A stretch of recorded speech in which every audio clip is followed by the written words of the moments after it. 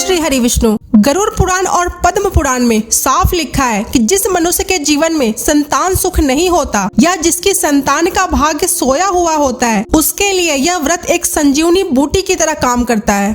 आज जो कथा मैं आपको सुनाने जा रही हूँ उसे महज एक कहानी मत समझिएगा। यह इस बात का जीता जागता प्रमाण है कि कैसे हमारे अनजाने में किए गए पाप हमारे आज को प्रभावित करते हैं और कैसे भगवान विष्णु की भक्ति हर संकट को टाल देती है। तो चलिए पूरी श्रद्धा के साथ भगवान नारायण का ध्यान करते हैं और सुनते हैं यह चमत्कारी कथा। नमस्कार, मैं हूँ दीपश्री मिश्रा सनातन ज्ञान के साथ। आइए श्रवण करते हैं पुत्रदा एकादशी व्रत कथा। द्वापर युग में महिष्मती नाम की एक नगरी थी जहाँ महाजीत नाम का एक राजा राज करता था।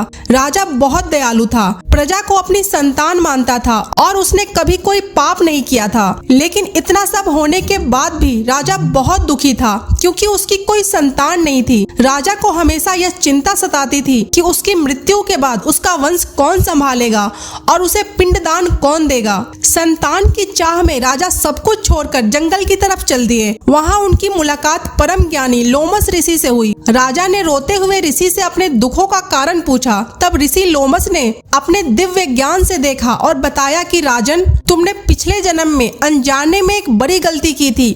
ज्येष्ठ मास की भयंकर गर्मी में जब एक प्यासी गाय पानी पी रही थी, तुमने उसे हटाकर खुद पानी पी लिया था। उसी पाप के कारण तुम इस जन्म में संतानहीन हो। राजा ने हाथ जोड़कर इसका उपाय पूछा। तब लोमस ऋषि ने कहा, राजन, तुम चिंता मत करो। श्रावण मास के शुक्ल पक्ष की जो एकादशी आती है उसे पुत्रदा एकादशी कहते हैं। तुम और तुम्हारी रानी मिलकर पूरी श्रद्धा से इस व्रत का पालन करो और इसका पुण्य अपनी संतान के लिए संकल्प करो। ऋषि के कहे अनुसार राजा और रानी ने विधि पूर्वक पुत्रदा एकादशी का कड़ा उपवास रखा और भगवान नारायण की पूजा की। इस व्रत के प्रभाव से कुछ ही समय बाद रानी ने गर्भ धारण किया और महल में एक बेहद तेजस्वी और गुणी पुत्र का जन्म हुआ। इसने राजा का वंश आगे बढ़ाया। तो जो भी माता पिता अपनी संतान की लंबी उम्र और तरक्की के लिए यह व्रत रखते हैं या इस कथा को सुनते हैं, उन्हें हर सुख मिलता है।